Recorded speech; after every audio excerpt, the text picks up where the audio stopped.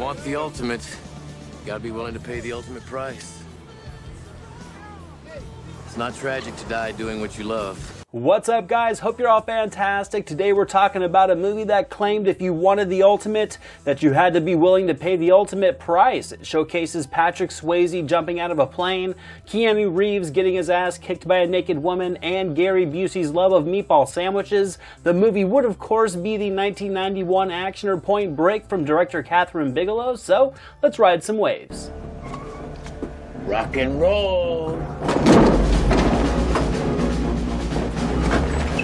Everybody freeze! Now, the journey of Point Break to the big screen was actually years in the making. The project was close to beginning production all the way back in 1986 with Ridley Scott set to direct. Production would, of course, fall through. The script would hit the shelves. 4 years later, it would change hands, and the producers of Point Break would once again be searching for directors. One of those producers just so happened to be James Cameron, who at the time was married to director Kathryn Bigelow. Ridley Scott had still been in talks to direct, but he had already moved on to Thelma and Louise.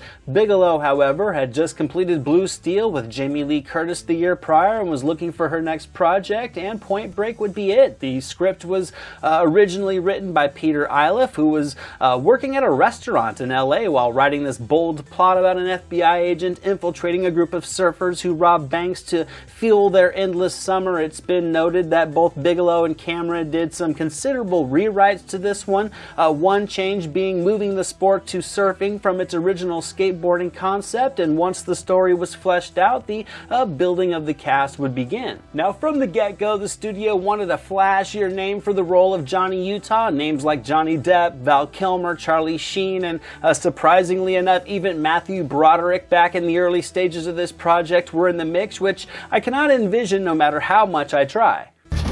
Matthew Broderick is a gifted actor and the toast of Broadway.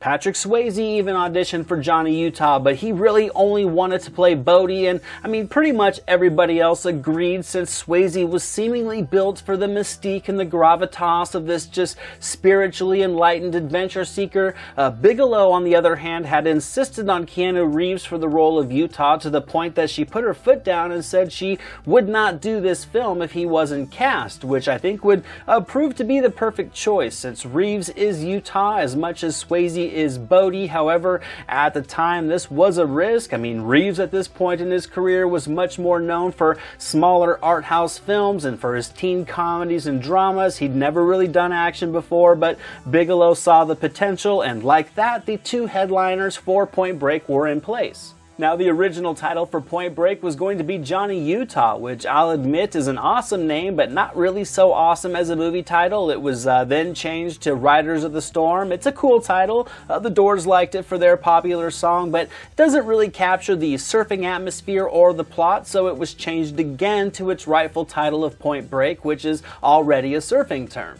Kathryn Bigelow's film was given a budget of $24 million, and 20th Century Fox would release it on July 12, 1991, with an opening weekend haul of just over $8.5 million, settling in at number 4 at the box office. I mean, Terminator 2 was only in its second weekend at this time, and it was just an absolute juggernaut at the box office for several months.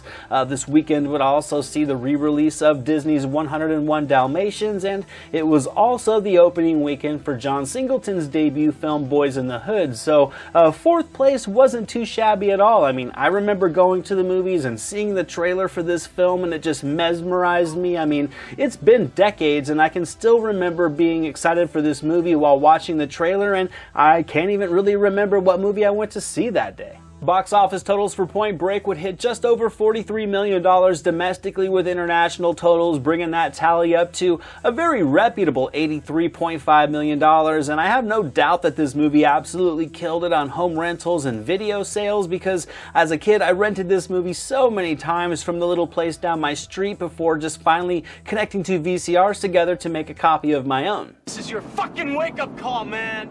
I am an FBI agent! I know, man, isn't it wild?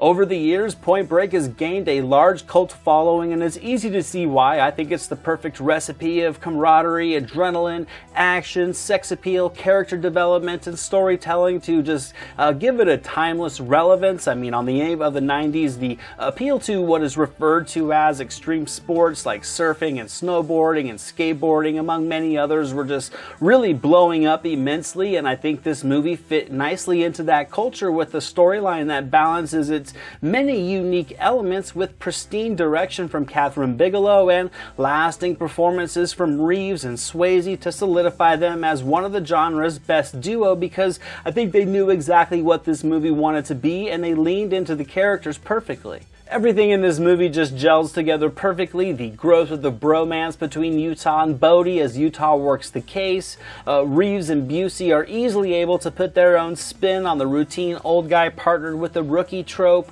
Busey's just the right amount of crazy in this role. He keeps a grounded spin on it to not distract from the mentor aspect of his character progression. So when this story is in investigation mode with Utah and Pappas just working the trail of the ex-presidents and the tone gets quieter, you're still very much locked in because of their appeal. And then we get Lori Petty, who's just the perfect amount of vulnerable and tough. She's just great as the tough as nails Tyler, who really knows the culture Utah is being allured by. She's been through it and it seems like she's done with it at times, and Petty really does capture it all, along with more than a serviceable chemistry with Reeves to sell the Tyler-Utah infatuation angle. So Point Break is filled with an appealing collection of characters to fuel its fast-paced plot progression. The story is rather simple, but the characters, the building of the tension, and the bond between Utah and Bodie is just what delivers all the fun bravado and just the adrenaline-pumping moments, and the melodrama that in Bigelow's hands is given an elegance that's really able to ground all the over-the-top cheese and the spectacle perfectly to give it a fun edginess and a style that creates a seductive action movie atmosphere with an endless supply of quotable lines. Hey, you're a real Blue Flame special, aren't you, son? Young, dumb, and full of cum. I know. Back off, war child, seriously. Listen, you snot-nosed little shit! I was taking shrapnel and K-Sod while you were crapping in your hands and rubbing it on your face! 100% pure adrenaline. Other guys snort for it, jab a vein for it, and all you gotta do is jump. Utah, give me 2. I guess we just must have ourselves an asshole shortage, huh? Not so far. As Utah realizes Bodie and his crew are the ex-presidents and the adrenaline-fueled game of cat and mouse ratchets up, this movie's an absolute blast. The performances, the direction, and the story progression are what make this a lasting action movie. I mean, it's filled with a string of action-packed sequences, but that isn't necessarily enough to create a timeless flick. This movie makes you care about both the hero and the villain, and that's not something that's easy to accomplish. Because I think as the viewer, you really can't connect to and understand each of them, from Utah's growth of naive rookie to being a long-haired anti-system hybrid of Bodie by the final scene, to Bodie's spirituality and his reckless pursuit of just enjoying the ultimate adventures that life has to offer. I mean, really even down to his stealing of corporate insurable money to fund his lifestyle. There's really something to connect with in almost every wrinkle that this narrative has to offer. So I really think it's the film between all the action that really is what makes this movie just as awesome today as it was back in 1991. I mean, look at the reboot from 2015. I mean, despite what you may think of that film as a whole, I mean, the action set pieces are stunning to watch. They're absolutely thrilling with world-class stunt work on display, and the camera work is impressive, but the film wrapped around these sequences is shallow with no heart, and instead of liking both Bodie and Utah, their processed delivery of emotions and Bodie's cereal box wisdom make the movie feel processed and hollow and ultimately forgotten because you don't like either one of them. There was no connection.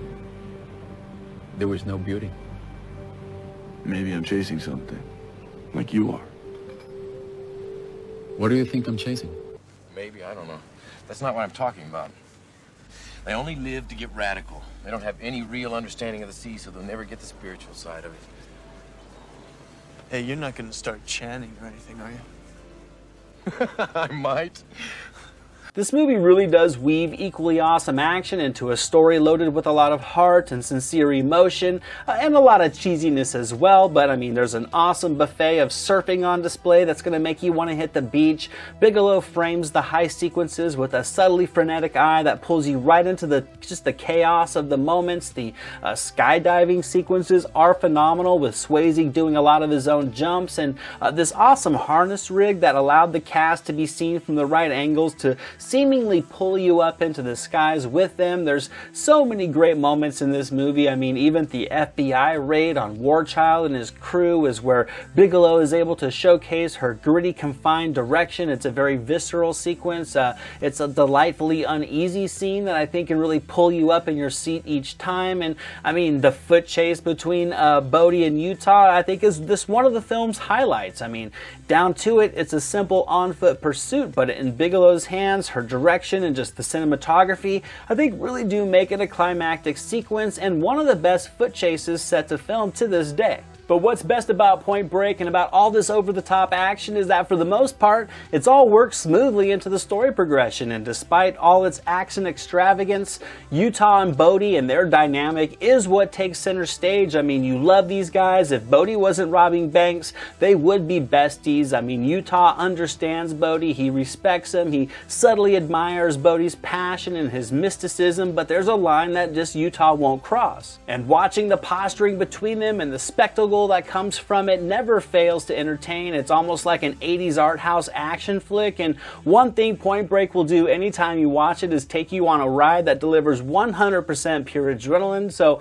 that's all I have for today, guys. I hope you've enjoyed this video on Point Break. Let me know what you guys think of this movie down below. Also, you can head over to the community tab now to vote on your next video you'd like to see. As always, guys, thank you so much for watching. I truly do appreciate it, and until the next video, I'll see you guys at the movies. This is Jack Burton in the Pork Chop Express, and I'm talking to whoever's listening out there. Survive a war, you gotta become war. I suppose we have to register you as a lethal weapon. You trying to say Jesus Christ can't hit a curveball?